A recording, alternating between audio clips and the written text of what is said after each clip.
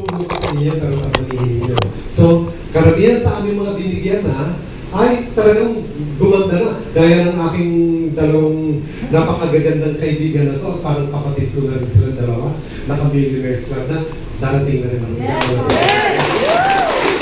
concentrate na ako ngayon. Talagang, kasi nga, gaya ko sa parlor, kaya yung mga tao ko sa salon. Oo, kumikita tayo, may komisyon, may salary, merong mga tips, di ba? But it's not enough.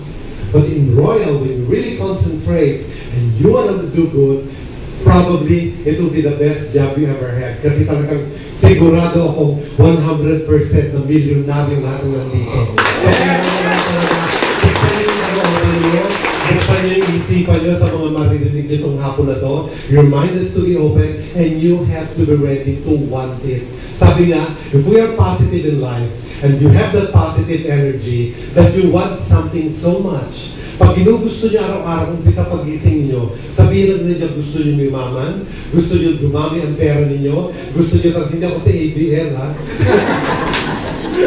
Napunta kay ABL.